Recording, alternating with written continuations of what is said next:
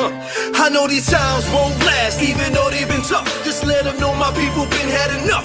Tell them we gon' rise up. We gon' rise Tell them up. we gon' rise up. We gon' rise up. I know these times won't last, even though they've been tough. Just let them know my people been had enough. Tell them we gon' rise up. We gon' rise Tell them up. we gon' rise up. We gon' rise up. Please, Lord, forgive them. They try to hold back and chillin' like they ain't know it was written. Break every chain. Wanna free my people from mental prisons. With your eyes on the sparrow, I know we'll narrow divisions. Hope is the boat to keep us afloat just as you envision. Faith to erase the pain from all of our people slain. Destined for change, with actions to back up your spoken name. When they throw dirt on ours, we use it to plant gain. When it rains, we go greater together, no matter the weather. Trust these dark days, gonna get better. Know that love will be the light to guide all our endeavors. And even if the tide should rise, we'll ride it forever. Why? We are mighty, we'll fight for our lives, cause we're dying to live. Future is ours, the timing is now. Black and we proud, we saying it loud, we gave it our all. There's so much more to give, we breaking down all the walls. I know these times won't last, even though they've been tough. Just let them know my people been had enough. Tell them we gon' rise up. We gon' rise Tell them up. we gon' rise up. We gon' rise up. I know these times won't last, even though they've been tough. Just let them know my people been had enough. Tell them we gon' rise up. We gon' rise Tell them up. we gon' rise up. We gon' rise up. Never backing down for the cause. Try to put our life on pause, cause we move in the image of God. No matter the hate that's spoken, our spirits remain unbroken. The divine map says you can't count us out. We are the answer. From the youth to the elders, ain't much you can tell us. Style and brilliance of mind, heart is bright as sunshine. Warrior spirits alive, so no, we won't be denied. So vibration is high and the frequency so angelic, like Rise up. People, come on. Rise up. Rise up.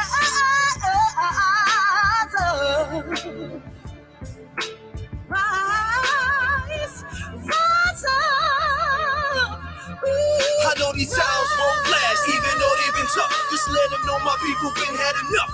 Tell them we gon' rise up. We gon' rise Tell up. them we gon' rise up. We gon' rise up. I know these times won't last, even though they've been tough. Just let them know my people been had enough. Tell them we gon' rise up. We gon' rise Tell them up. we gon' rise up. We gon' rise up.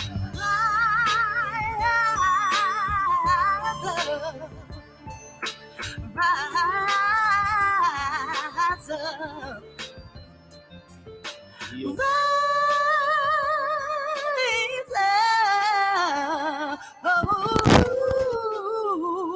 Rise up.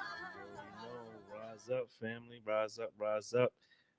Peace and blessings, everyone. It's another edition of Soundbytes International Radio, where African consciousness is the claim. One world is the aim. Absolutely, absolutely. Bringing the pertinent conversation to our diasporic landscape, to you, and you, And to you, ensure healing and fortification for and our people the world over. So, of course, as you know, I'm Hasir Kanefara, and this is Nefera to my Tira. yes, indeed. So we are out here, family. One love. Happy Monday. We hope you enjoyed the weekend. We know it's pretty rainy weekend. We dealt with the storm and all that. Hurricane Henri was hitting the East Coast. So hope everyone was all right. Shout out to anyone that may have been, impacted. Her Rhode Island got hit pretty crazy. So 135,000 people, I think, went out with a power outage. So blessings to anybody that may have been impacted by the hurricane. But hope y'all will keep it safe this weekend. You don't miss everything, and hope y'all was just staying healthy and staying fortified and staying safe and in tune with your peoples. So again, of course, as we know, please tap into the conversation. Join us in the conversation village as always. This is not a talk at, this is a talk with situation here on Soundbytes International Radio. So please, we do love when you tune in and actually chat with us in the chats. We do try to respond and do try to share any comments or conversations from our folks in the chat. So we appreciate y'all that come in each week with us. Those are our hard bodies. They always come through. So we appreciate y'all. And just tap in with us. and let's see what what is right out here in these streets. So and also remember to make sure you're following us on on Facebook, Soundbytes INTL Radio, and also make sure you and follow and liking us, and also make sure you subscribe on our YouTube channel to Soundbytes International Radio as well. We're live right now on Facebook and on YouTube, but we need to get our YouTube subscribership up. So please make sure you subscribe on YouTube. Please make sure you get your friends in your village and everyone all in between subscribing on YouTube, so we can make it happen in that space, right? Because Facebook be doing what Facebook does, right? So we would really appreciate getting more in tune with that space. So please do so. Also, if you want to listen to any of our past audio versions of our broadcast, be sure to follow us on Spotify and Apple Podcasts. We are available on Spotify and Apple Podcasts. Listen to our past episodes there as well. So we are here. We're here. We're talking about some stuff today. We're wrapping up August, wrapping up Black August, right? Okay, Shouts out to Black August. Just to touch on that really quick. Just look at the importance of August. We have Black History Month. Excuse me. We have Juneteenth as months and times that we specifically look within the year to celebrate our Blackness, our Africanness, our culture, our history in a very powerful way. But one of those things that tends to not be more widely broadcast is Black August and the importance of Black August. Some people celebrate also Black Business Month, have you August. But Black August is really important because there's a lot of historical moments that happen in Black August. We got, the Nat Turner Revolt, the Haitian Revolution. We lost, some ancestors. We gained some folks. George Jackson. I think Asada Shakur was born this month, I believe. Quite a few people have gone through the history and the African Liberation flag, the Pan-African flag. The Honorable Marcus Messiah Garvey established the Pan-African flag, the African Liberation flag, the red, black, and the green, August 13th. So that's a definite thing to look forward to.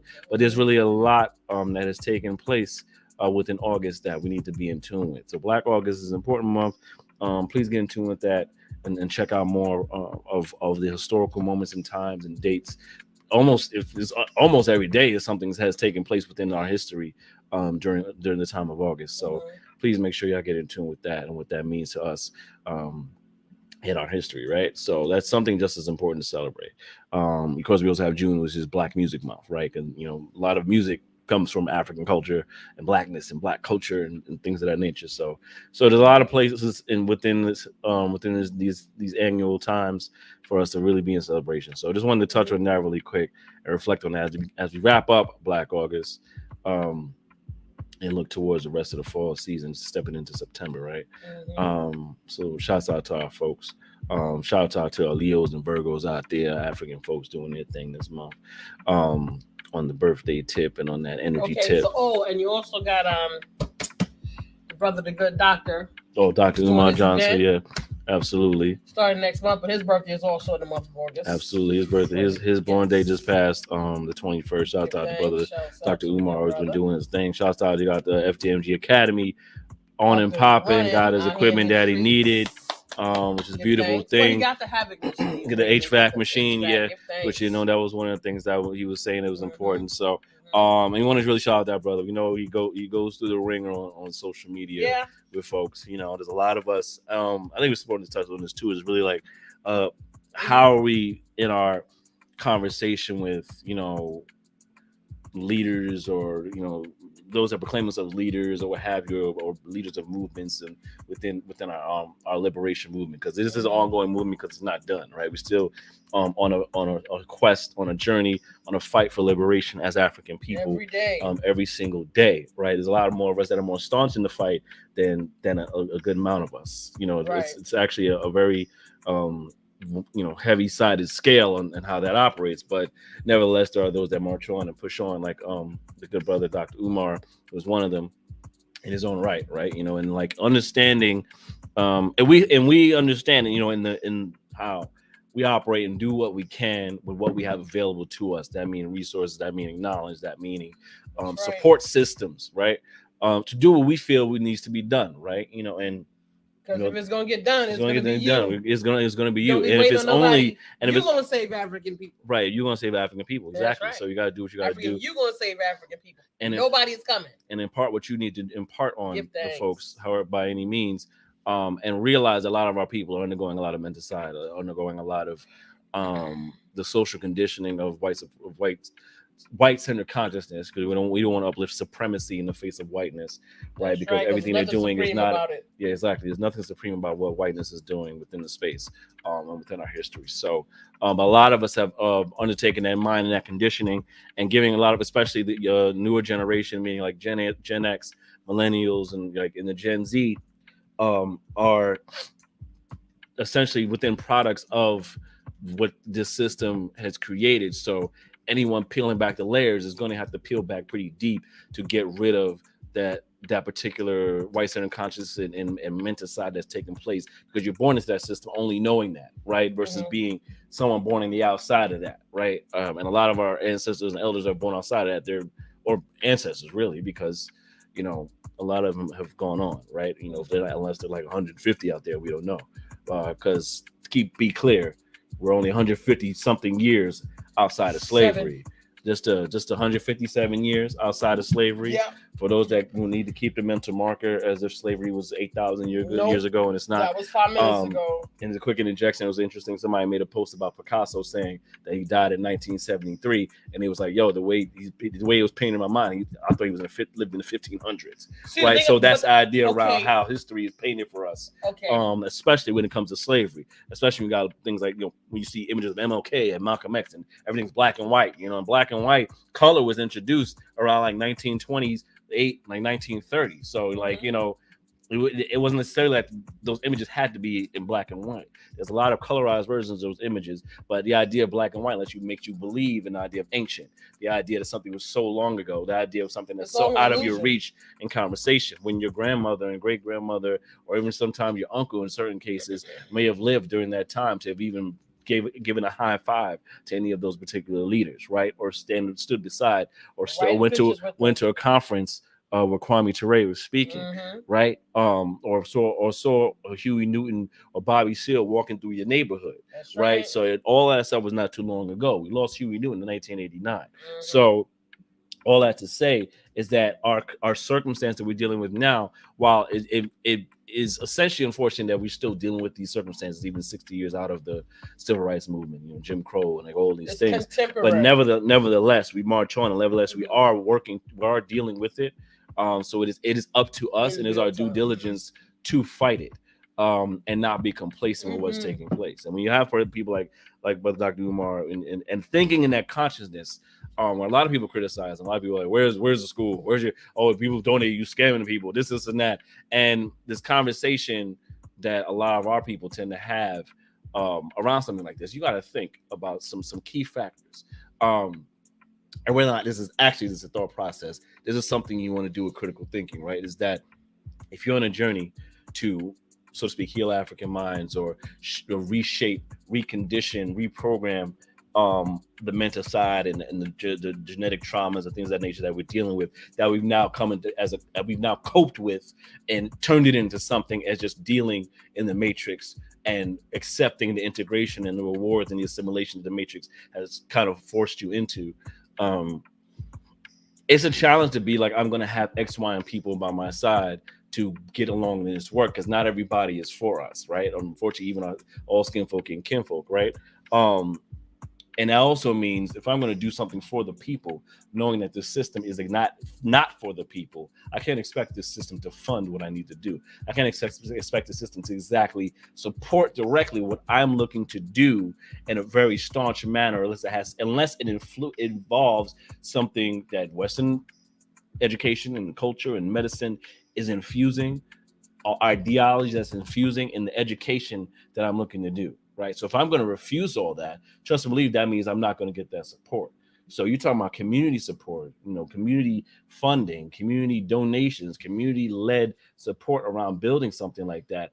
You imagine it take time, right? You imagine there's a certain amount of money that needs to take place. It looks a little different. It's going to take a little longer. You're talking about, one-man army or whatever the case may be, and those doing what they can. So I'm just saying this to say that, we may not always know all the story. We may not, but at the end of the day, we can look at someone doing something, doing what they feel is right in the name of African liberation.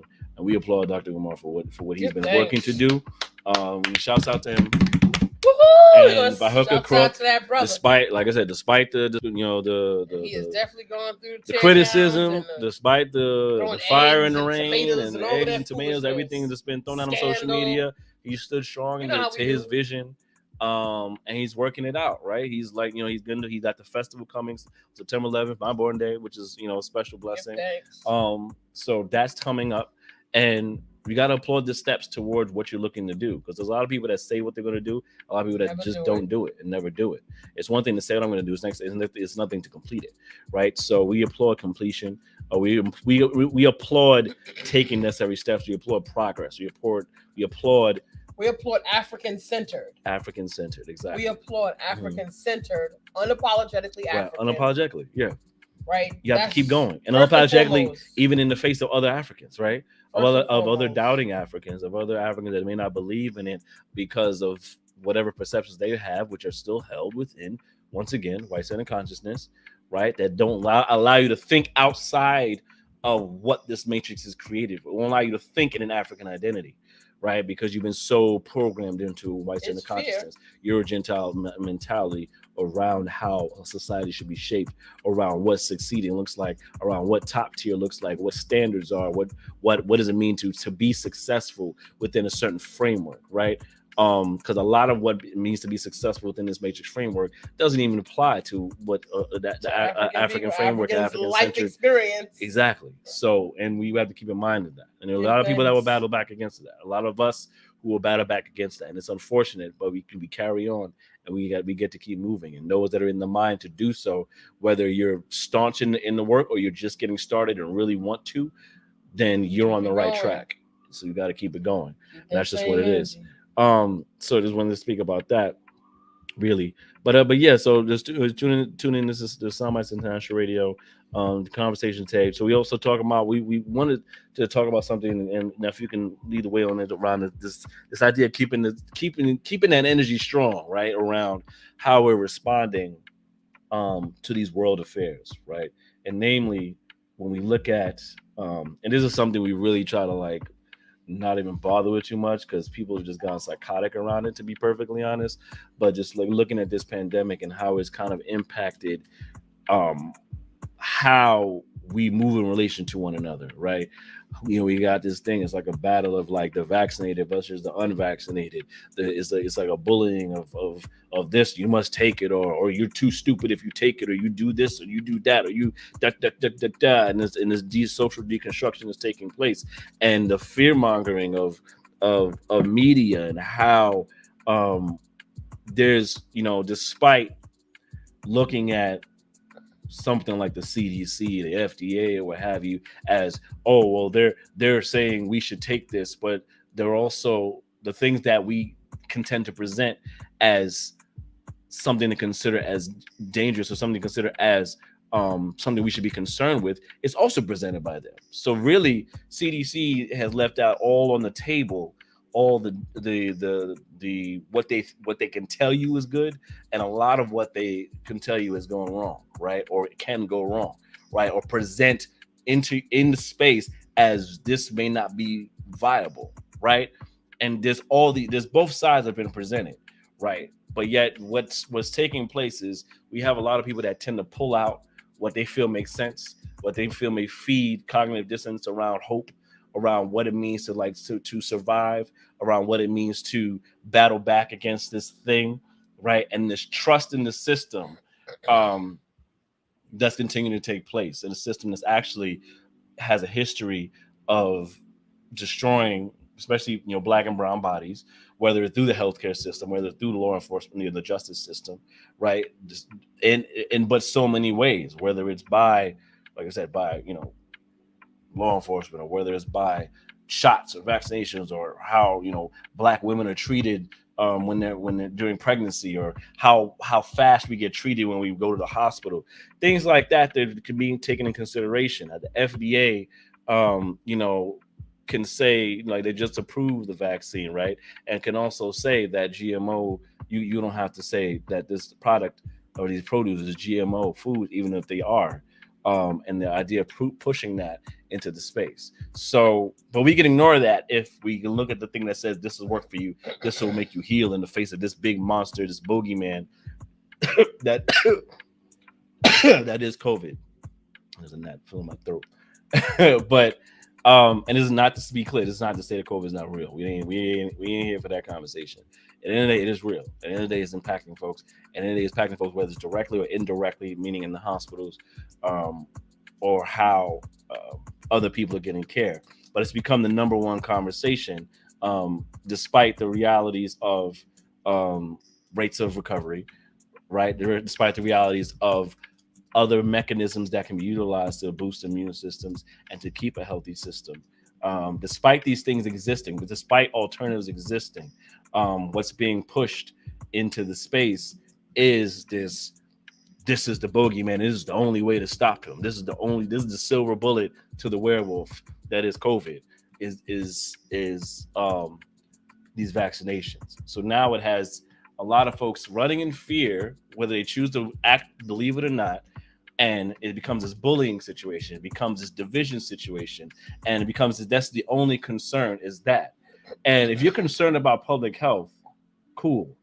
But let's not steer away from the conversations that you've been quiet about around when it comes to Black bodies, right? Around when it comes to other aspects of human rights being violated on a daily basis, right? If you find yourself at any given moment in time quiet in those particular situations, you want to reflect on where you're putting your energies and what your biases actually may be and things like that. It's something raw to consider, right? Just giving it straight like that is that if we're not having a full-on human rights conversation, you want to check what your biases are, because that is actually something to consider. I don't know if you want to add any additional things about that, but we want to take all these pieces into consideration. This is not about either or at the moment. This is about how are we actually looking at our human condition right now from that particular landscape, and who's saying what. Because a lot of white folks out here that are very much saying this COVID, vaccine, this, you're the problem, right? But in anything else about the instance of human rights violations it's chirps. So that's what we're talking about when we say keep that energy, is if we're gonna do this whole thing, this battle, right, in the face of COVID, in the face of pandemic, then we got to do our due diligence, right, out here. You're going to battle back about that, battle back about every other way that people are being mistreated, battle back about the way that Black folks and brown folks are being mistreated in the healthcare system, battle back about the way that Black and brown folks are being treated in these streets by law enforcement, by the justice system, battle back about say it just as staunchly and proudly and as much as you want to prove wrong or X, Y, and Z for this particular situation that everyone's magically become experts on. So if you're an expert on that, I need you to get expert on these rest of these human rights violations that are taking place, because people are being harmed just as much around that as well, right? So we want people to be in real staunch consideration of everything that's taking place and who's running that space. Who is running that space? Because the system running that space is overseeing all of it. It's overseeing all of it, right? Overseeing you when you're lying, withholding information around COVID, you have it confused for a whole damn year. Have people confused about what it was, what's the treatment, what's right, what's wrong, who to share, who's affected, who's impacted, who can get it, who can't, right? And then have it confused about who's the criminal, who's Black Lives Matter, who's this, who's that. That's also constructed by the same particular system. But we're having pockets of conversation around how this all should just exist in the same space, where everyone is impacted by this one thing at the moment until it becomes the norm, and then it just move on to the next. We need to come back to the actual virus that exists, which is this system, right? Because it's ongoing. It would always need to thrive on the parasitic nature of its host. Its host being the people, right? Because there would be no system moving in the way it is without the people feeding it what the system feels it needs to survive, which is the control mechanism, right? So so we want to really keep a staunch energy around what our battling looks like instead of picking and choosing when we want to be loud, right? Because there's a lot of loud people in the space that magically become experts on things that have come around 2 seconds ago. All of a sudden, everyone knows vaccines have been making it since 1960, and that's great. That's cool. Did you know about the liberation flag? Did you know about who the government actually was the ones that killed Martin Luther King? Did you know about George Jackson? Did you know about all these things that are taking place? Did you know about Tuskegee experiments? Did you know about how that was taking place? Did you know about the whole thing around what vaccines were doing in the 80s and all this type of stuff? Like, there's a lot to take into consideration in whether you're doing the do your research crowd or the cognitive dissonance crowd doesn't want to believe that there's anything else but this, that the government magically cares now about. All of a sudden, the government magically cares now About everybody's health and wellness. But just last week you were talking poisoning the air while making DEA laws. No, that's Department of Environmental Protection. DEP. The DEP laws again, not protecting the water, right? DACA, the indigenous land rights, and kids still in cages, and the pipelines that are going through indigenous land and indigenous people and with reservations their water rights and their reservoirs, and there's no DEP protection around none of those things. But suddenly we care so much about everybody's health and wellness out here in these streets. Now, European people, Caucasian people coming from Europe, they have seen pandemics. They've seen, what is it? Epidemic? I'm getting ready to say. I'm trying to say it. What? Plagues. Yeah. Plagues. Yeah. Bubonic plague. 2 million Spanish flu. In the course of 18 months, they've seen this, but they have a different type of petrification around. This is why when we talk in African, we speak in African, and we're speaking social cultural, and we're speaking frame of reference, cultural frame of reference, a biophysiological body reference, right? We're speaking about actual lived experience, because we got African people out here who try to ignore the actual lived experiences of African people. Like we've dealt with this fear and petrification that has been instilled in us through force, fear, punishment, and the body conditioning, the mental conditioning that we've gone through over centuries here in America. And then African people have been in the crisis zone, reactionary behavior since 1865. We did all right in a little bit of a vacuum for about 60 years, and then everything went to shits. Right? That was another social experiment for people having a white cultural experience. African people outside of slavery was another social experiment for them. And observing these people that they said they created science, the Bible said we was wretched and we was the damned, right? They believed that. They also said that they weren't human, they were subhuman, they were part animal, they were savage. Like, all of these things go into white-centered consciousness when white-centered consciousness makes decisions that impact everybody. All of these pieces are a part of white-centered consciousness. When people who have a white consciousness, who have had a white cultural experience, when they make decisions, these are the things in their landscape, along with the fact that, some, not all, because most John and Jane Q public white folks don't think about genetic annihilation every day. They just don't. There's a group of people that signed up Bill Gates being on that list of folks, Margaret Sanger being on that list of folks. Hillary Clinton said Margaret Sanger was her mentor. She loved her so much. On that list of folks that actually do think about genetic eugenics annihilation. movement. Right.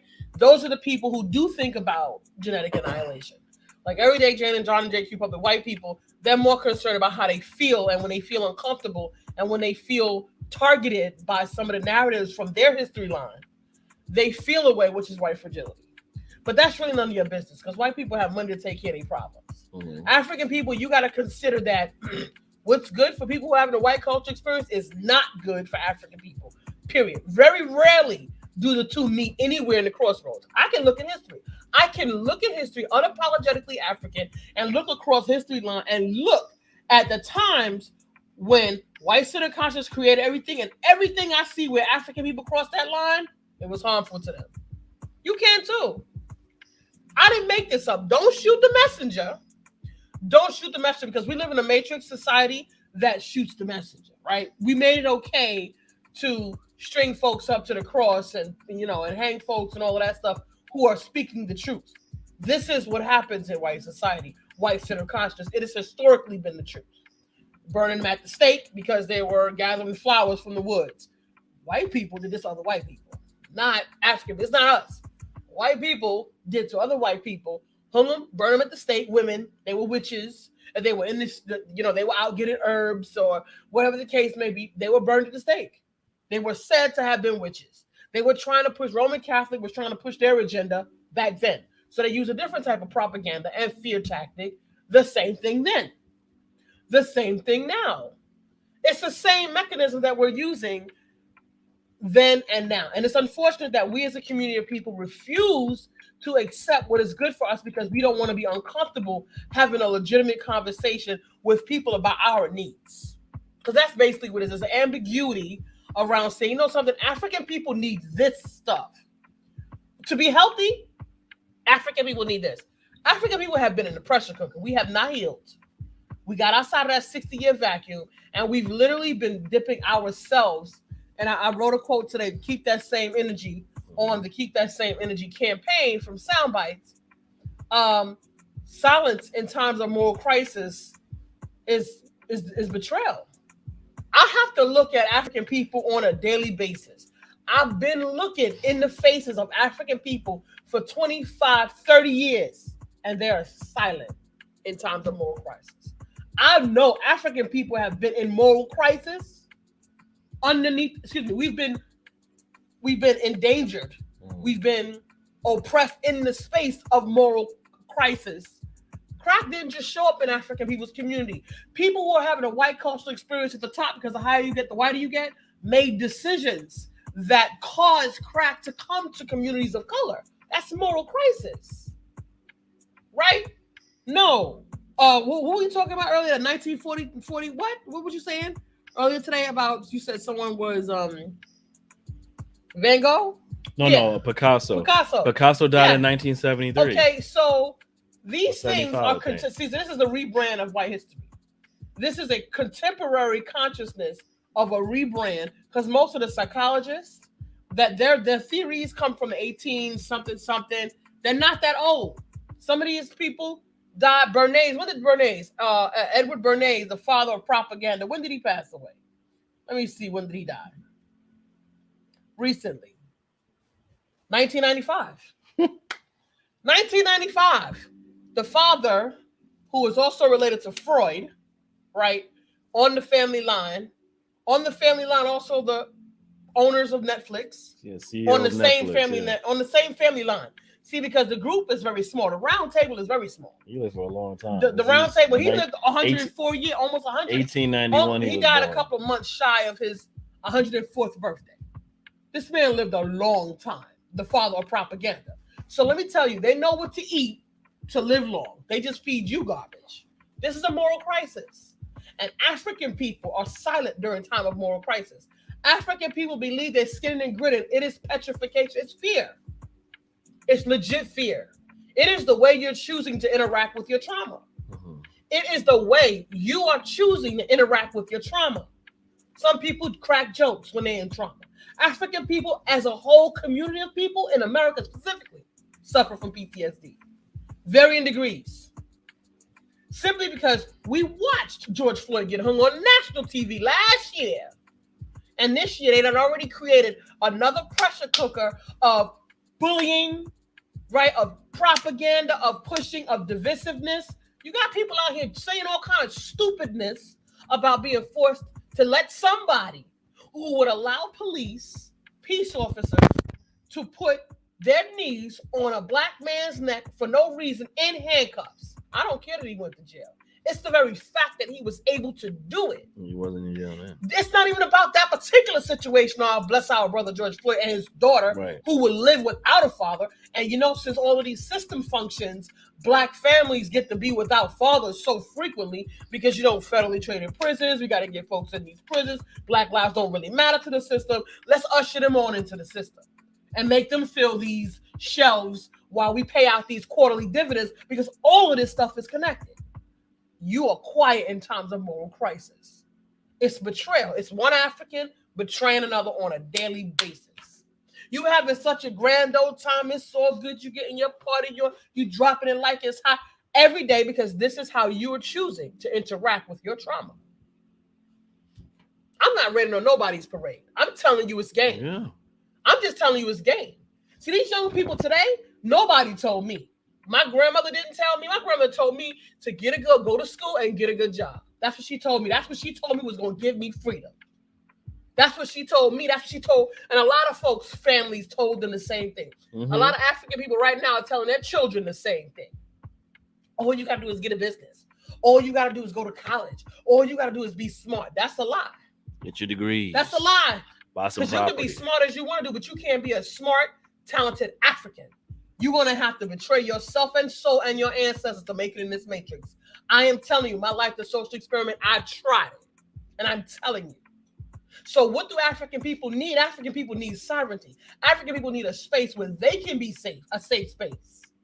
Where they don't have to be encroached upon by Eurocentric, white-centered, Caucasians, their mentality and things that's good for them. Right. Their community, their historic line, biophysiologically, white people eat differently, take different nutrients than African people. Yeah, we're both humans. Yeah, we're humans. All human people, all on the same. We're all one race. They're actually not.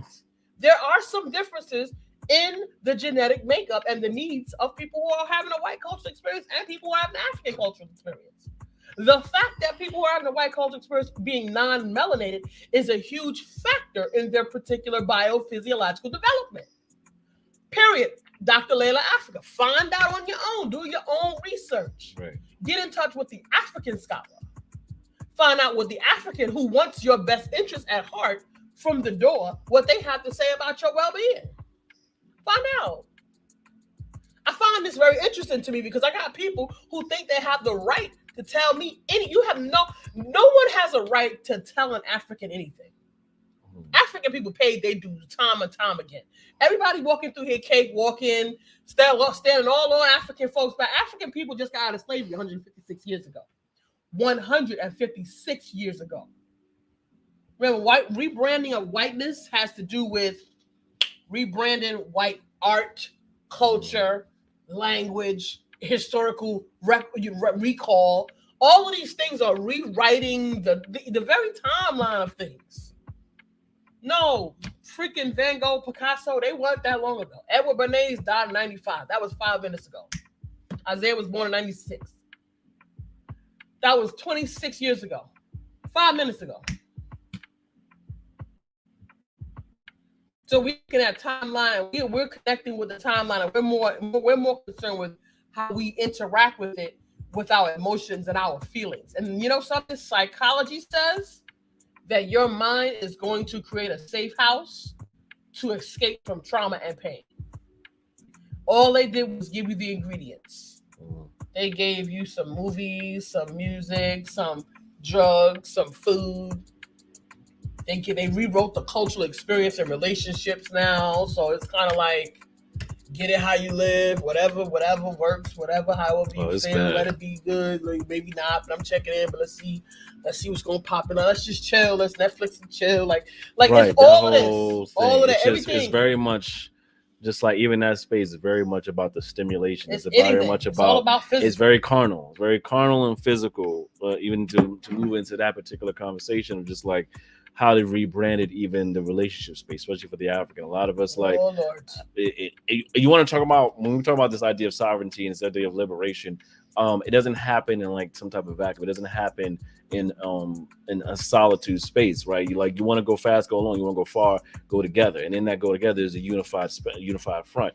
And on the microcosm of the larger unified front is the African family, right? And how that is particularly set up. So when you talk about all these factors that take away from the spirituality, take away from the emotional connection, the mental connection, the spiritual connection, the soul connection that gets to take place in the unification of the African family, the men and the women, what have you, building that together, right?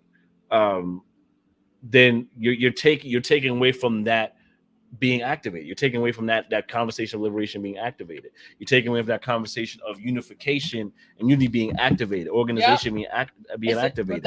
Because now we're too busy now. Because now you got the young generation, and very much stay in tune with social media and like pop culture and that. I just like that's just I've been. Like, my mother was the same way. She was very much in tune with the times I was in as a kid. So I'm just like, I've always just been in tune with like seeing what's going on in the space, because you want to be in tune with what's going on in the current space of culture, pop culture, young culture, so you can understand and be in the same space. You got to know to connect with them. Because the moment you disconnect from them, you lose the future. You lose the baton. The baton, you dropped it somewhere in the water. You haven't been able to, and you're not able to pick it back up to connect with them so they can continue the legacy. So you want to stay in tune with it. And what I've seen is like the space for our youth and for the younger generation to be in connection with one another, to be in a space of African unity with one another, is for lack of a better term, piss poor. Really, because you have I don't think they know it though. I don't think they realize that it's like they're meandering, going through the motions.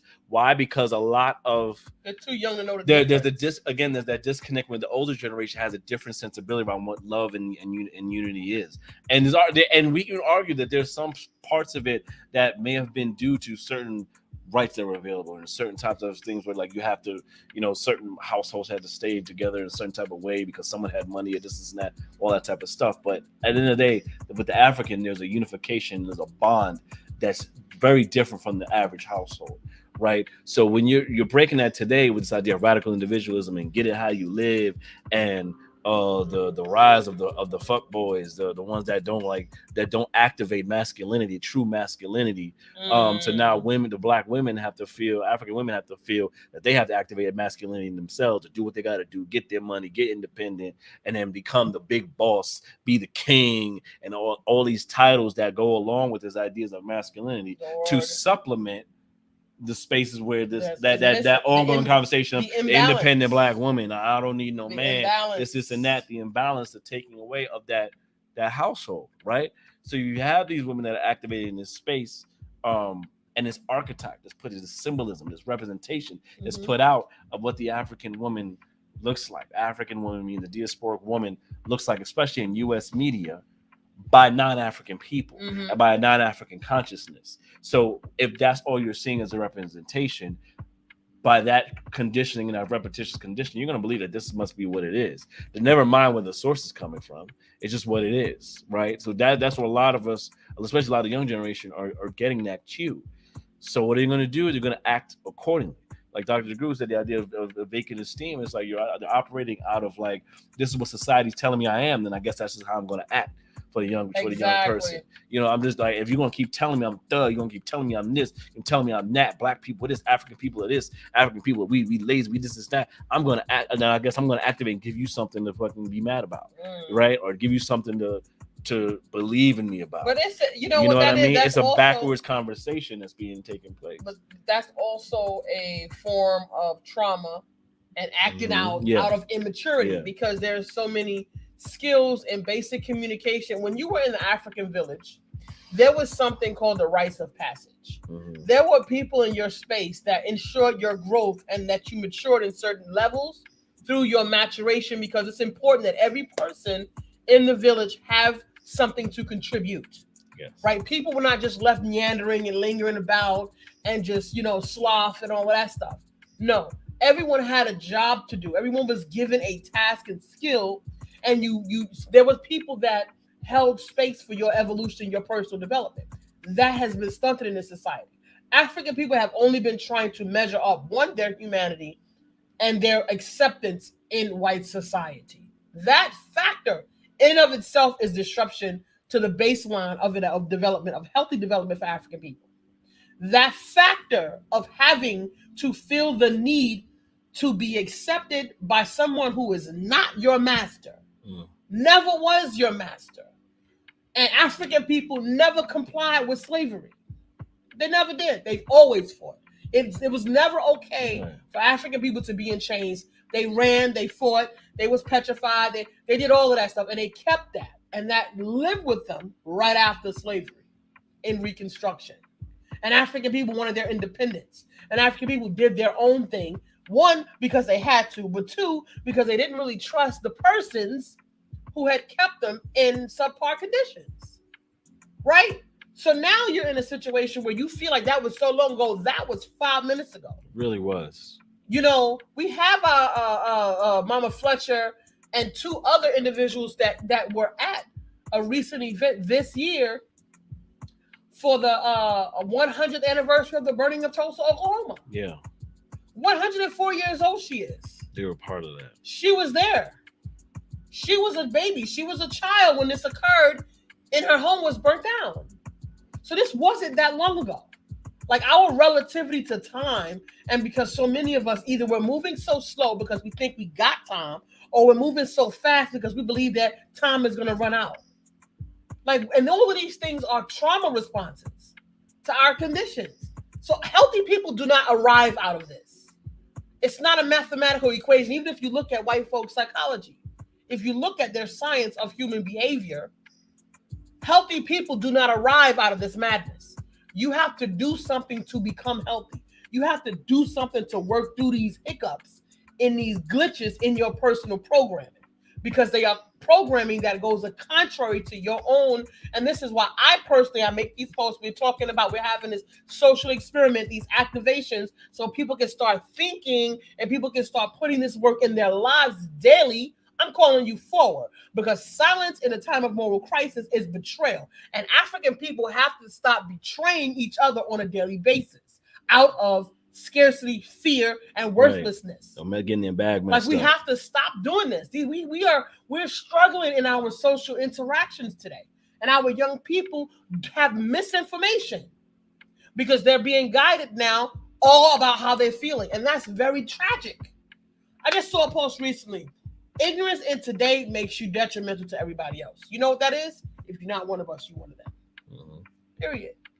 I cannot trust you if your brain don't function in African. Period. You can take it personal if you want to. That's your business. That's your choice. You're making a choice and I'm making a choice to protect myself. I cannot trust you. I can't trust what you say. I got to take everything you say with a grain of salt. And then I got to cull over it and mow over it, because I've had people in my day in this life right here in the past 6 months who want to bring me into their stuff, who want to have me on board with their business and this and this and this and that, who want to bring me into their spaces, but you don't have an African mind. So you taking me somewhere and you might mess around and get me caught up in something over there, because you're not seeing the way I'm seeing. You're not doing a 9-point connection and check. See, this is what happens. You have to be at a constant state of spiritual awareness as an African. So what is happening with all of these various social experiences with us in our life, including relationships? What is happening inside of all of this metrics? Because most of us we just engage in escapism. Yeah, that's our place. Most of us like, I don't want to get into that black stuff. I'm chilling. I'm getting how I live. Literally. I'm doing me. I'm building my business. I'm getting mine. That's what I hear. Yeah. I'm in like, don't worry about this stuff. Just I ain't gotta worry about that. Get into your business. Focus on you. Follow. Peace, brother. Mind your business. Don't worry about what these black folks doing. Whatever. Just work on your business. Because you can't trust black folks. You'll get in the it's your life anyway. This. Yeah.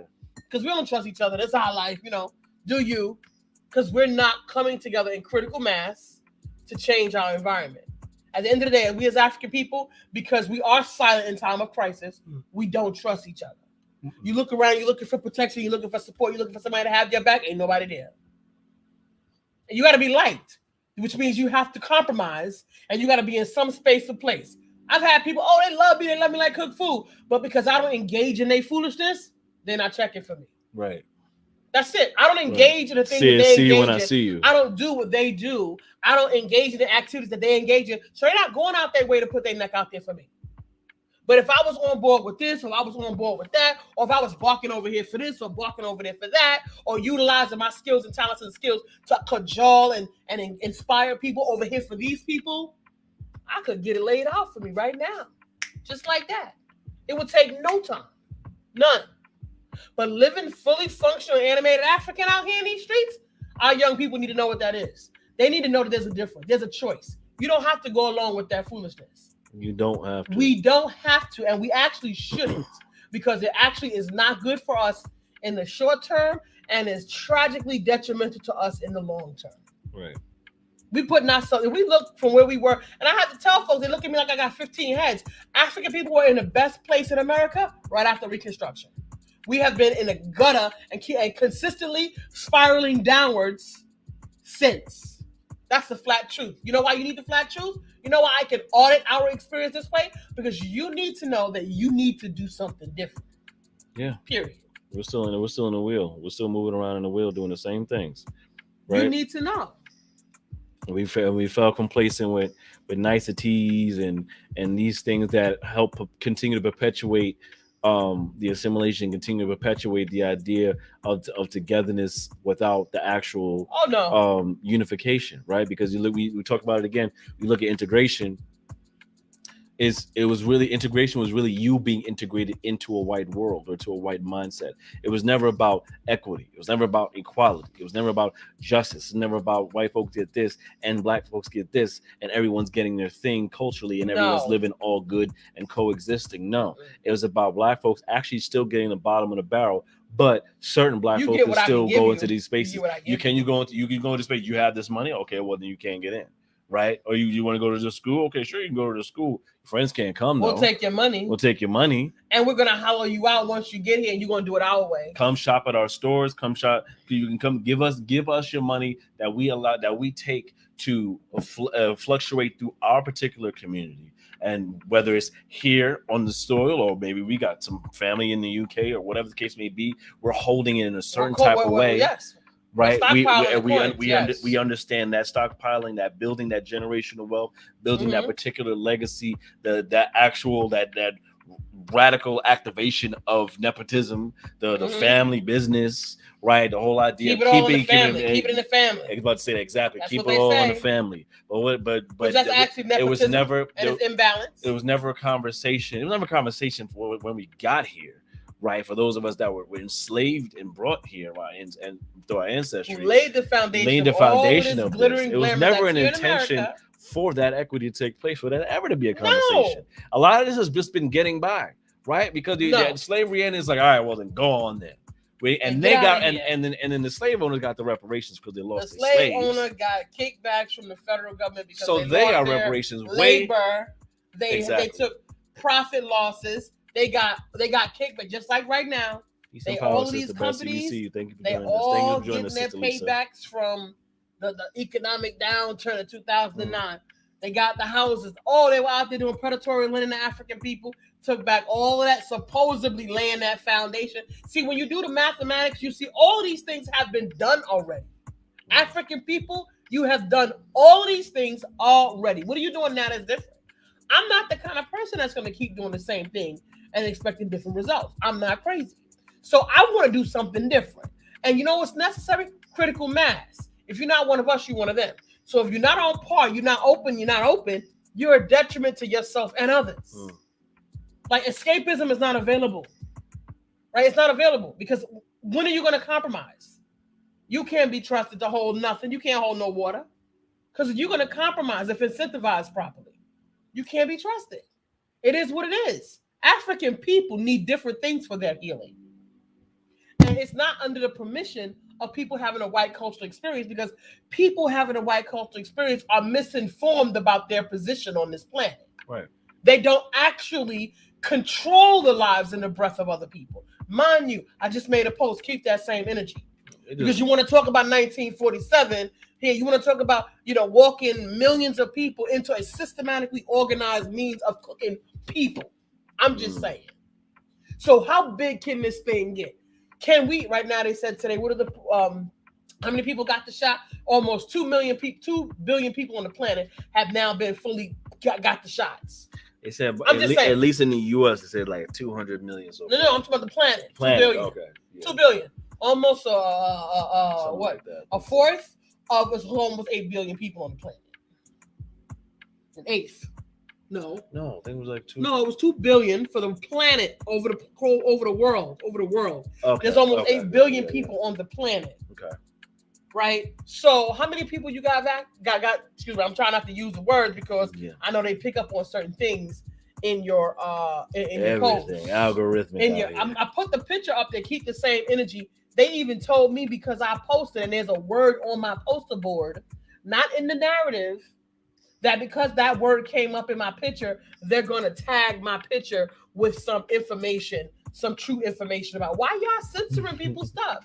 Why don't you put some tags when Karens are out here harassing Black people at their homes? Right, that this is Tag a hate that. crime.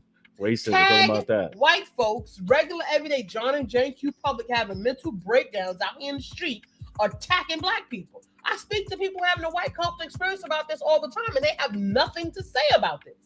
Why you can't open your mouth and speak about the reckless behavior of your own kinds of people? But you can tell me about some shots. Keep on getting them. Keep that same energy. Because I'm not concerned with that. That doesn't make no sense to me. As an African, looking at my calculations, it doesn't make no sense to me, period. Right. I can't come up with no calculations where that works through my math at all. None. So you keep your business over there to your business, and I'll keep mine to myself. You don't have the right to move yourself in my space and tell me anything at all, period. You're not walking in my shoes. You couldn't walk in my shoes. In fact, you can't even see the magnitude of my experience because it's attached to your identity. So and, I don't even. And that's a big issue for us. There's no real way for me to have a deep conversation. That's why I'm telling you, African, don't bother. Work on yourself. Don't fight with white people.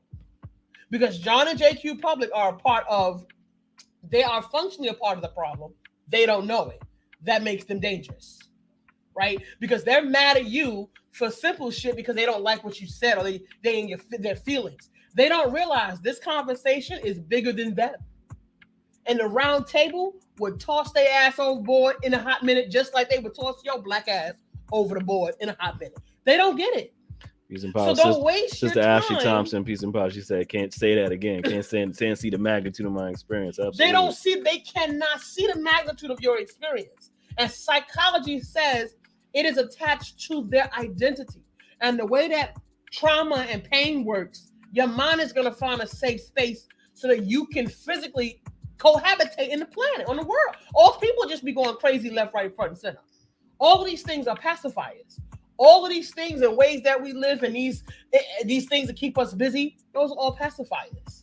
Right. We came out of agriculture. Everybody has something to do because your ass could be laying around here in this house all day because you won't eat. You better get out here in that field and dig up some potatoes. Right. But guess what? Oh, we're going to come out with business. And we're going to have folks over there in Europe making these coins from this money, from this cotton gin.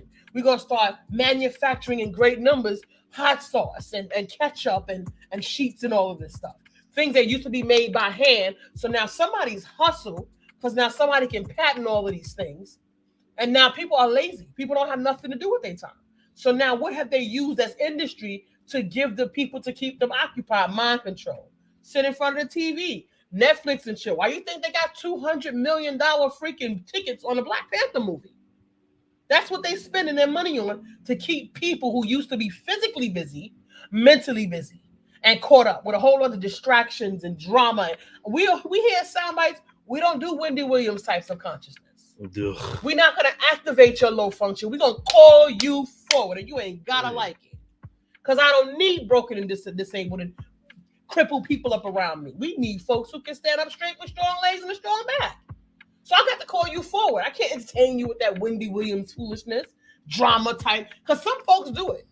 They got PhDs all up, Dr. Boyce Watkins and all Love that. it. Dr. Eat it Boyce up. Watkins, listen, let me tell you what. Not for nothing, the brother have certain points. Like I said, chew up the fat and spit out the bone. Right. You want to be clear about that. The man has a PhD in finance and economics or whatever his doctorate degree is in. right? But he has a business based on pimping people with ignorant people. That's what he's doing. He's basically pimping people. And he keeps you engaged, and it keeps you enthralled with him by feeding you a little bit of truth, because that's how deception works. He gives you a little bit of truth that makes sense because it makes sense to your frontal lobe. Right. But if you get into your subconscious, it don't make no sense. Because he's not saying nothing to you to activate no African. He's saying something to you that's going to activate you continuing to be a slave in the master's house. Right, because those raw points that do make sense, you're going to process it. If you're not in the know, you're going to process it like, all together. Like, this must all fall together. Like, and that makes sense. And then now you're just in the clusterfuck of your whole experience of understanding. Because now these actual points of truth have been muddled with ratchetiness and today's hot drama and pettiness and beefs and social media beefs and who's out here being ratchet. Like, that's not the goal. Right? That's not the goal. That's not the piece. That's not the 100%. Right? And a lot of those pieces are actually just the dysfunctions in the system that's been put onto African people. Right? This whole it's the idea of drama and pain and trauma and uses entertainment. Exploitation uses entertainment. And when did us? When did they do that? When did they create that mechanism? Vaudeville. Mm-hmm. Black guy, hey master, popping him over the head with a sock. Boom. Step and fetch it business. Step and fetch it. Oh, the slapstick comedy is funny. Watching people hurt is funny. Painful things is funny. Now you got Geraldo, right? And you got Ricky Lake, and who's the other Jenny one? Jones, and Richard Bay, and all them folks. It's funny. I'm not the father. We might be dating ourselves a little bit. To watch people, I'm just saying, Ricky Lake, Geraldo. It's funny to Sally. No, she wasn't really doing drama. Yeah, no, she was cool. But like, you got some of these shows. What was they all in their fight? They falling all over, cussing and carrying Maury, on. Jerry Springer, Maury Povich.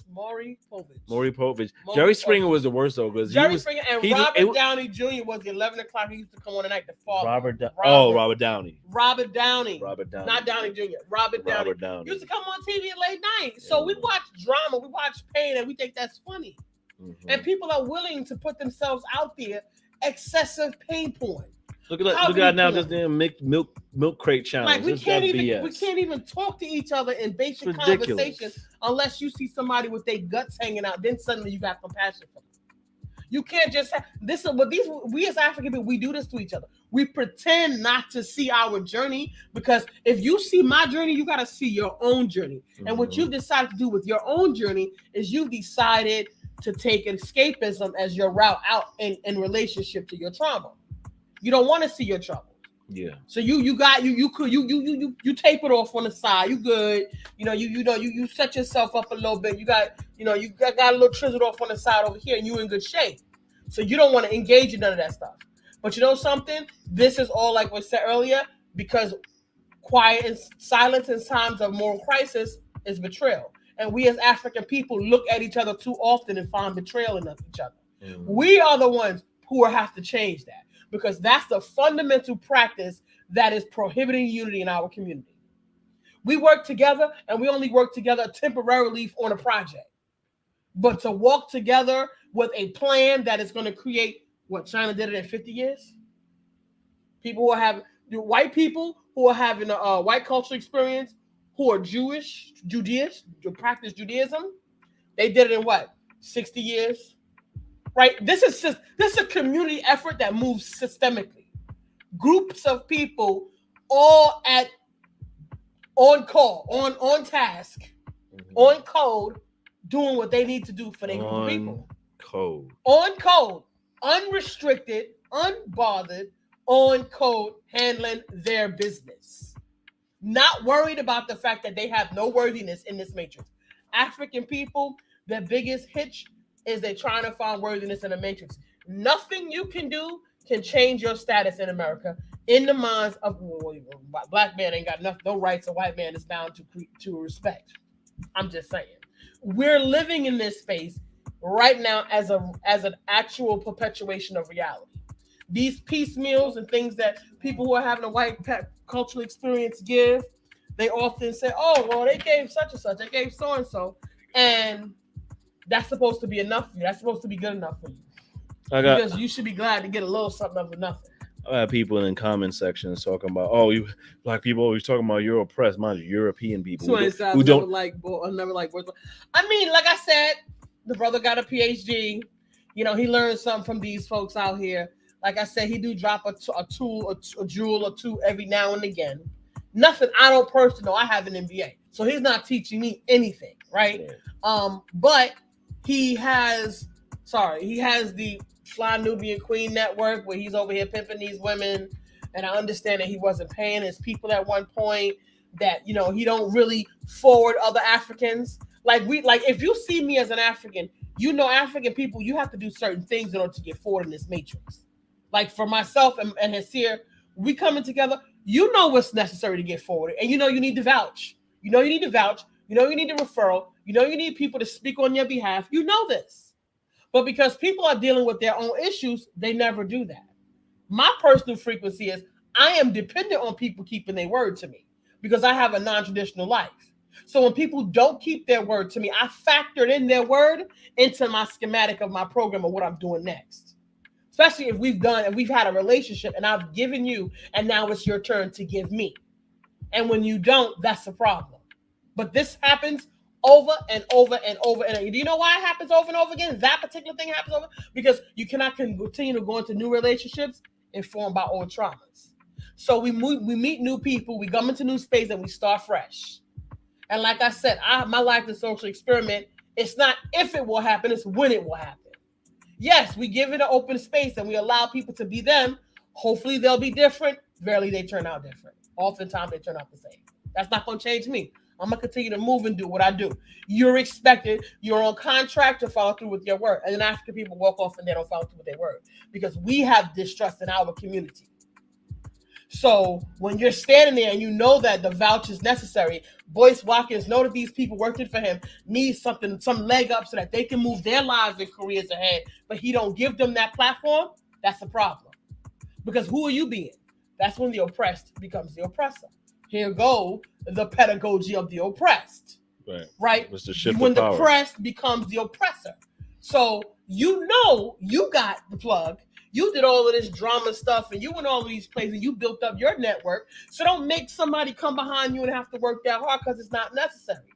African people don't have to work twice as hard to be just as good enough. We already are exceptional from the door.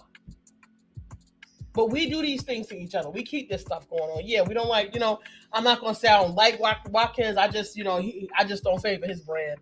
I don't favor the fact that he invokes and activates low frequency in our people.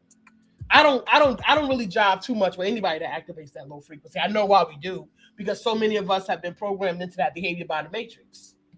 We've been programmed into that behavior. That's the only way to activate us. I've been saying this for the longest time. I just been trying to figure out ways to activate our people without, it's not even my way. I stopped doing stand-up comedy. I actually was doing stand-up comedy, talking that power to the people stuff in comedy form. But I said, nah, my heart wasn't right with it. It's just too important. It's actually my life, while it is also your life, and it is the future of our children's lives. So it's no laughing matter, period. I mean to cut your course, but Okay.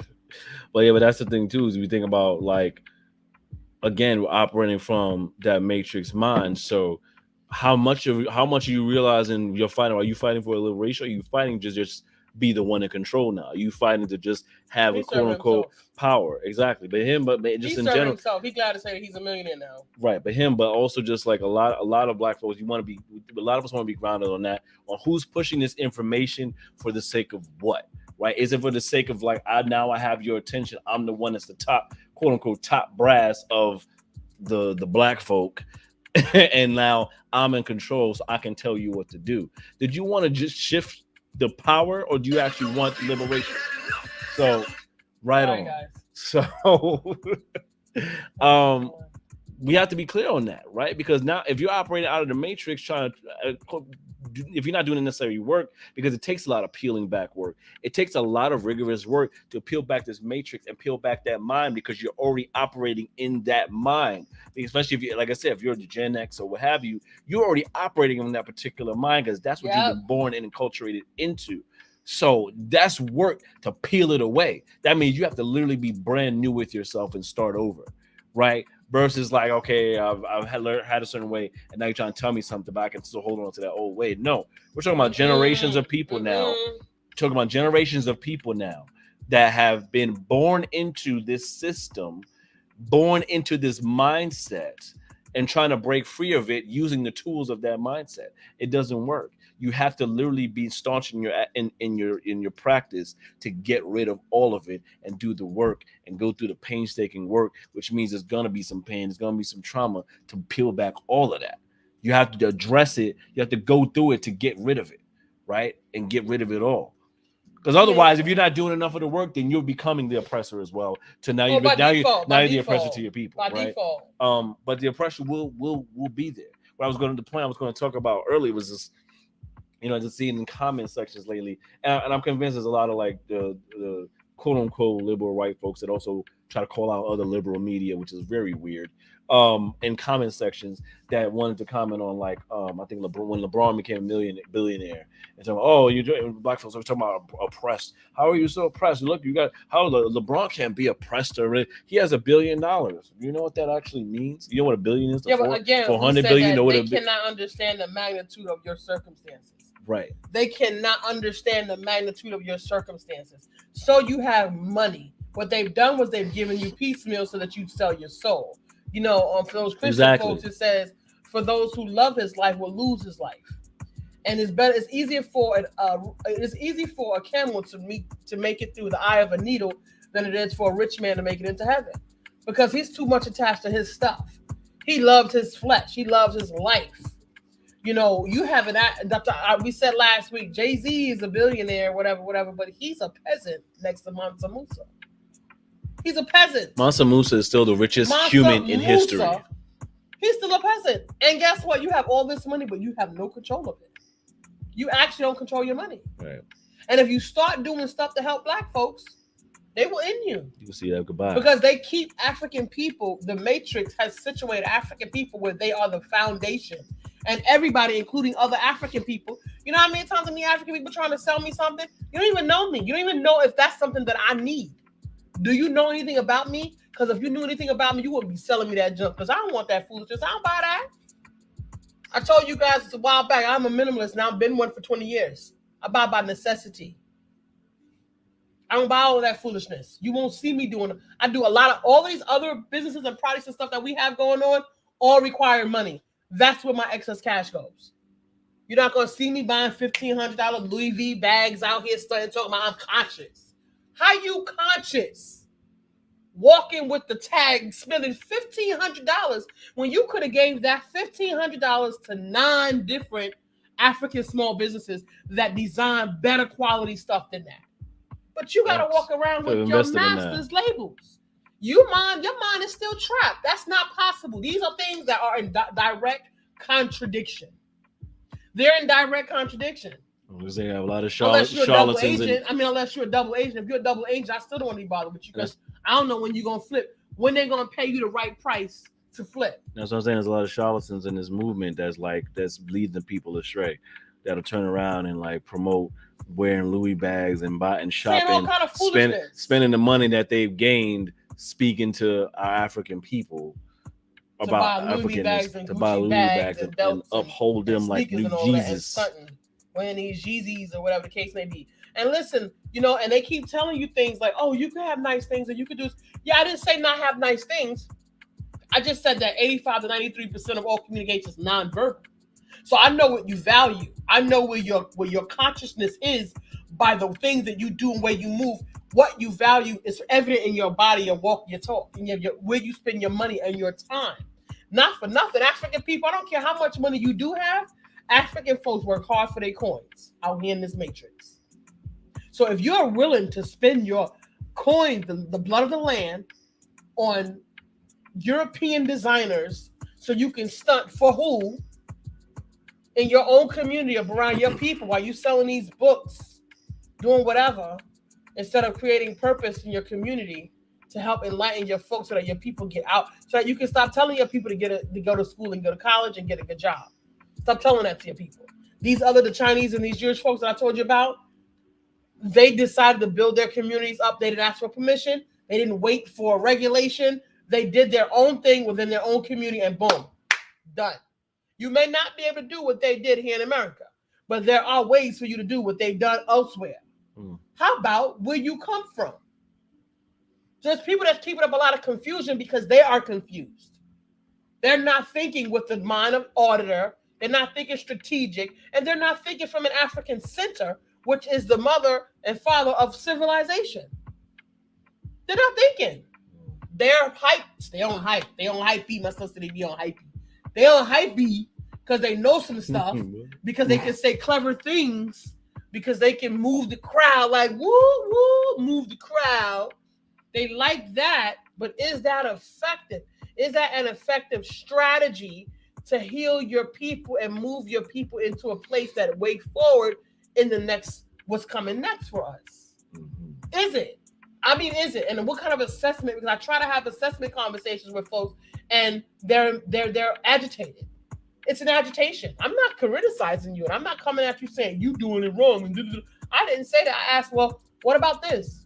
Did we consider this? Because I see that there's no, there's nothing in place for this thing.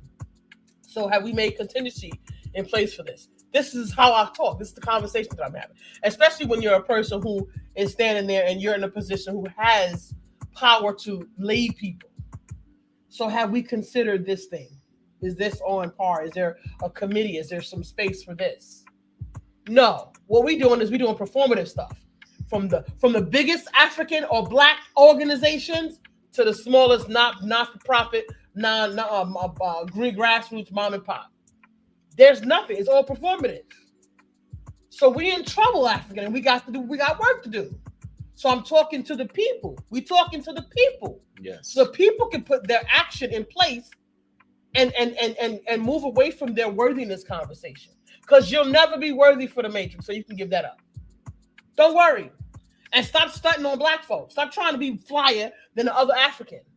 Stop trying to look better. Stop trying to be better. Stop trying to walk better, stunt better, job better, fly better. Stop trying to better than the next African, because you all in the same matrix. You're still in the matrix. You're still stuck in the matrix. So who's better at what? You in the front of the oven. I'm in the back of the oven. We still cooking. What? Spend your energy and time building and facilitating otherwise. Teach yourself something that matters. Because if all you're learning that you're doing all this conscious knowledge and you still doing that stuff, I don't know where your learning is taking you. I don't know, because my learning didn't take me there. My learning took me way over there across town. What you got going on here? I have to wonder. So how did you interpret? Maybe you need different faculties to help you process that information. Because if it took you there and there is no place to be, you probably still need some therapy. You need some work. I'm calling you out, African. I'm personally invested in your freedom. I'm personally invested in you becoming a fully functional animated African. I'm personally invested in that. When you're a fully functional and animated African, I can then trust and I can look around because there is protection. There is safety. As long as you are not a fully functional animated African, I am at a constant state of suspicious awareness because you are dangerous. It is what it is, African. I'm not gonna sugarcoat it for you, but keep it real with you, because I want you to be smart. I want you to protect yourself. I want you to protect your children. I want the children to know the truth. I want the people to know they heard it before. Maybe they didn't hear it somewhere else. Maybe they heard something that sound half good. Oh, that sound good. Yeah, that's probably true. Word, that's true. Yeah, they hid the knowledge. Yeah, they whitewashed history. Yeah, they lied about our origin. Yeah, they told us we was this. Yeah, all of that's true too. But what else? What's the solutions to all of that? When did you build self-efficacy? When did you learn that you're going to save African people? When did someone install the duty of taking care of your people to you? When are you going to give your people what they need to succeed? Not what you needed to succeed, what they need to succeed. Because we're doing this. That's what sister's talking about, the wounded healer. I don't want nobody wounded telling me nothing. Bye. These are the things that's in our space. We were supposed to be talking about today, womanhood. What has womanhood been created? What is the archetype of the African woman in our society? We have to come back to that one because we're just about ready to close. Yeah. That's another conversation. That's all because that's gonna need some work. We got caught up in, keep that same energy. You keep that same energy for the things that matter to African people. And African people's human rights are out here in this world being challenged every day. Peace officers who are supposed to support, save, who are paid by taxpayers' dollars, right, are harassing African people on a regular basis.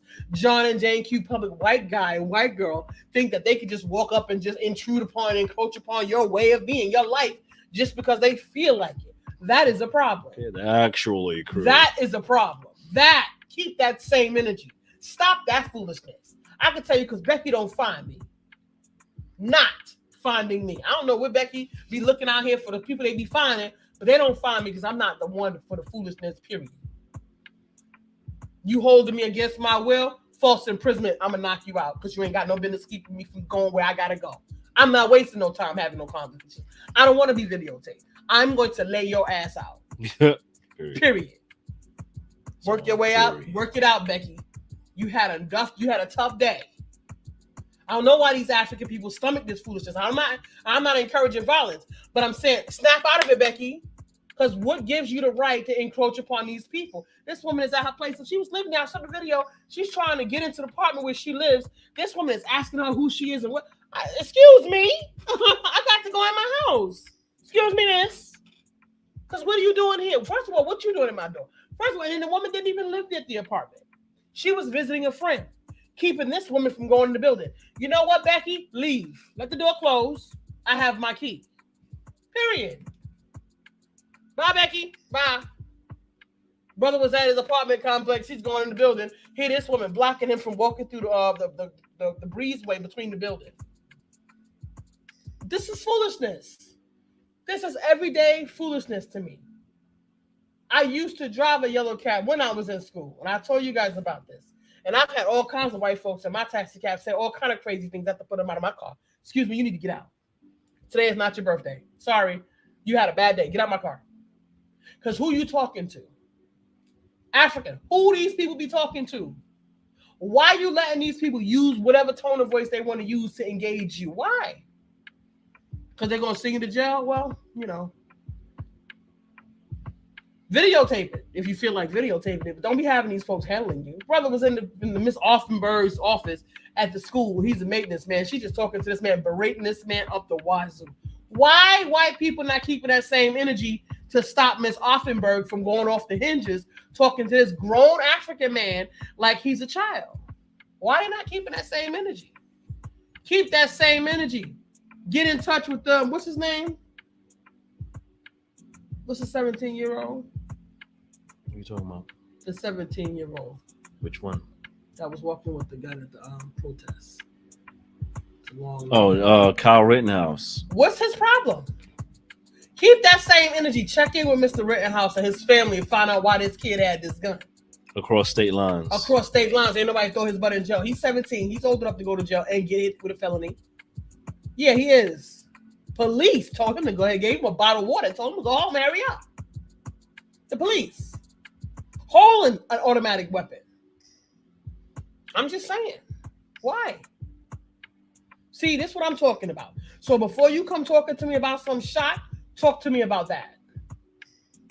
Talk to me about Elijah McClain, a child who's autistic, young person, 24 years old, 120 pounds, soaking wet, with 5'4". How they gave him a shot, accosted him, harassed him. He's leaving work for no reason and killed this child, gave him a shot and killed him. Why is police doing this to people? You don't have nothing to say to me if you're not talking to me about that. Period. Miss me with whatever your concern is, that's your problem. Miss me with it. I'm talking about, sister, they will not be able to contemplate the magnitude of your living experience because they want to hide from your living experience. Because if they acknowledge the true essence of your living experience, they then have to acknowledge the fact that their way of being and their being is an impediment to your quality of life as an African and as a human being. And then they will have to do something different. And guess what, African? You don't know what to do different, and they don't know what to do different either. That's why this is a social experiment. This is why you need to start doing your work so you can start working out what the details are.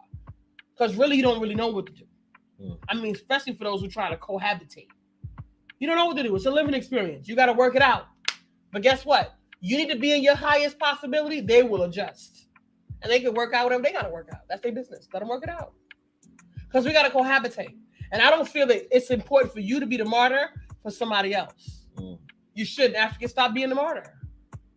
Stop being the miracle Negro. Ugh. Get your ish together. Stop being a miracle Negro. Stop self-sacrificing for the fragility of white folks. Stop it. Get help. Get your help. Get your ish together. I'm sick of it. Knock it off. Start working. Start working on you. Absolutely. Oh gosh, we gotta roll. Y'all, we appreciate y'all for coming in. This is Soundbytes International Radio. You know how we do. Shouts African out to consciousness our people who's in here. Is claim one world is the aim. Peace and power to everyone that's joining us today. Sister Ashley, you see you in the comments. Thank you for your love and for checking in with the conversation. We appreciate that. We got brother Mekepra. Yes, please. Thank you for joining us once again. Good seeing you again. Peace and power. Sister Bessie for checking in. Sister Lisa for checking in. We appreciate y'all. Thank you for everybody checking in and viewing and everyone that's going to review on the replay. We appreciate y'all. If y'all don't get to see it now, you can definitely see it on the replay. Drop it on a replay. Check our messages. I'm about to say whether on Uplay, whether on YouTube or Facebook. Drop it on the Uplay. We appreciate y'all. You can still leave your comments too as well. So we appreciate that. We was on IG tonight, y'all. Yeah, we was on IG Live as well. So it's going to this broadcast is going to be on IG Live as well. IG TV or shit. Was it the IG TV? Yeah. So you're gonna see it. So shouts out to everybody out in IG that have been viewing, and paying attention and checking in. So we appreciate y'all as well. Soundbytes National Radio, y'all. So you know how we do it on Monday evening. We're gonna take it out on that high note. We're gonna take it out on that high note, of course. But just again, once again, remember. Subscribe to our YouTube channel, Soundbytes International Radio. We are live on YouTube and Facebook. Also follow us on Facebook. Follow us and like us on Facebook, Soundbytes INTL Radio. You can also follow us on Instagram, Soundbytes International Radio. Soundbytes International Radio. Oh, you need to get those YouTube subscribers up, family.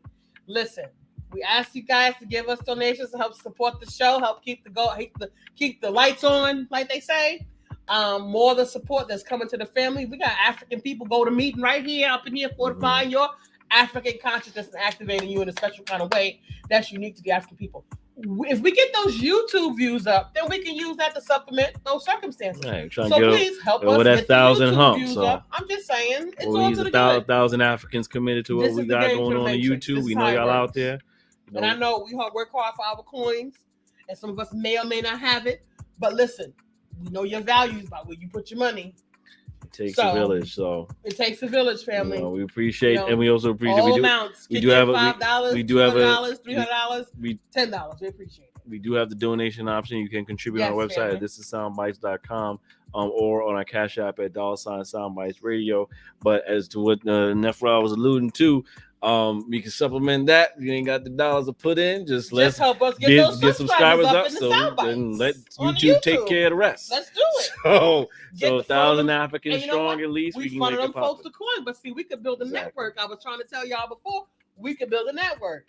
We get those 1,000 subscribers over here. We can take those same 1,000 subscribers over there. Take those 1,000 subscribers over there. That's how you build a network, because you know what? You move where the coin is, where it's available, to allow the Matrix to pay back some of them reparations. I'm just saying. It's the way you do it, family. So holler at us. Holler at us on those YouTube. Right. Tell your friend, tell a friend, tell a friend, tell a friend. Right. So it's algorithmic. So just stay in tune with us on the YouTube. Again, we're on Instagram as well, Soundbytes International Radio. Yes. And make sure you follow our podcast, the Soundbytes International Radio, on Spotify and Apple Podcasts. Follow us there. Give us the 5 stars. I think they'll get the stars. And give us some write your reviews. We do appreciate that. It all helps to push this conversation along, family. It's up to y'all. The village, again, you want to go far, you want to go fast, go alone. You want to go far, go together. So we're trying to go far, family. So let's get it. Let's go together. It does take us all working together. So we're going to go on a high note. As always, you know how we do. We want to activate that I am power. So we got, of course, Brother Naeem Bricks and myself, and AJ Throwback. This is I Am. So you know how we go through Soundbytes National Radio. Sit tight, jam with us, y'all. Let's activate it. We're holding it down for our sister Carol, sister Lotus. We know y'all love this. Your joint, your jammy jam. This the joint. So rock with us and sit tight, family. This is Soundbytes International Radio. We here.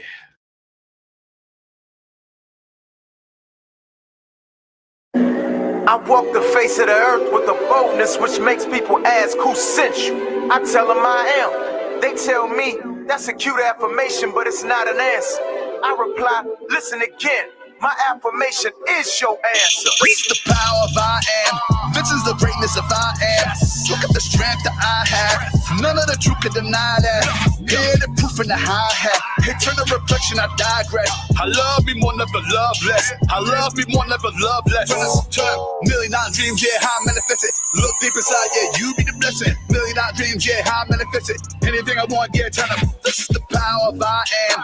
This is the greatness of I am. Look at the strength that I have. None of the truth can deny the power of I am. Handsome chocolate mofo, yeah. Anytime I'm on GoPro, lyrical high home growth.